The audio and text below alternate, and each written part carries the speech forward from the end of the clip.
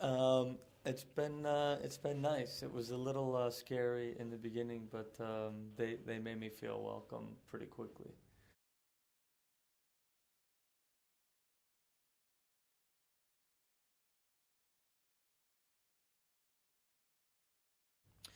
Yeah, the one advantage that we had at this movie is that for the first time, the actor would actually get to play the Hulk and do all that motion capture work. And the technology is finally at a place where that's possible. And so, the one thing that I knew that I was bringing to this was I would be able to do both of them, which no one had been able to do up until that point.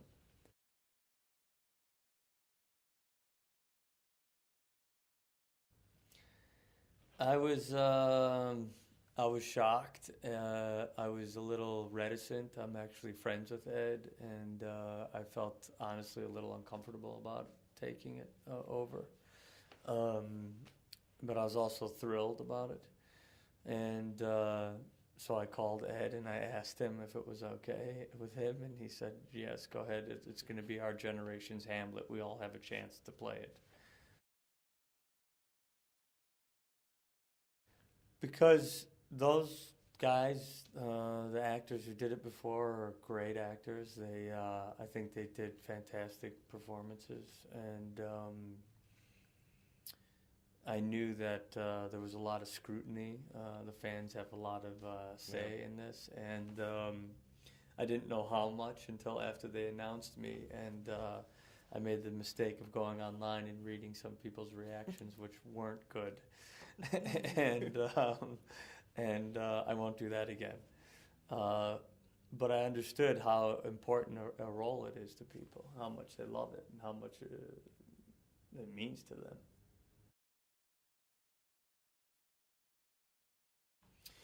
No, not as of this moment, but there's starting to be some talk about a possible standalone Hulk movie.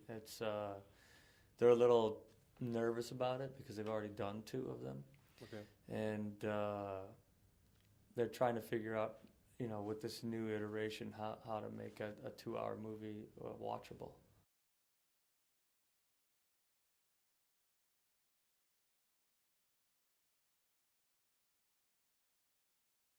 No, I actually I love Robert. He's a friend of mine. I'm actually very happy to see him do what he's done with the whole career, and I celebrate him. And I think that what the way Banner feels about him is that he's the the successful version of him. And it's more of uh, the possibility than jealousy. I think he looks at him and thinks, he's making this work. He's a renegade scientist who used himself to experiment with, and it's actually worked out really well for him.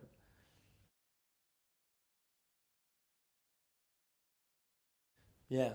Yeah. If I was going to, when I was a boy growing up, that was always my favorite character.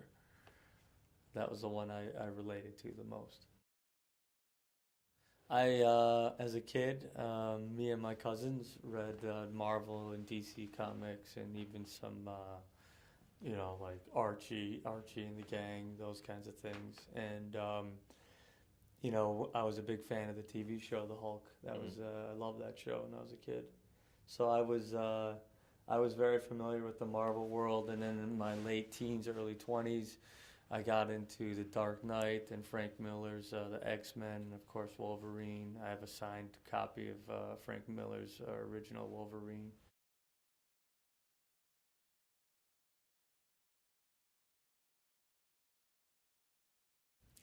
It was great. He's an actor's director, believe it or not. He really understands performance and character, and I think to him that was the most important thing about this movie. And I think that's why it works so well, is because the characters are so well drawn. And he's such a great writer and just a fantastic guy, a real doll of a guy.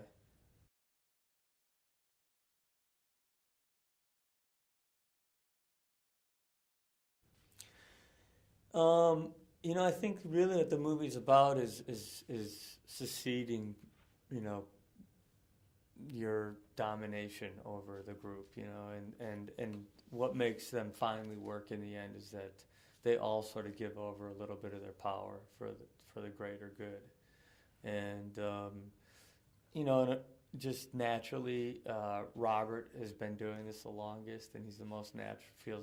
So he naturally became a kind of leader. But of course, Captain America is kind of calling the strategic shots of it. So but in the end, they're all sort of working together in conjunction to defeat their common enemy.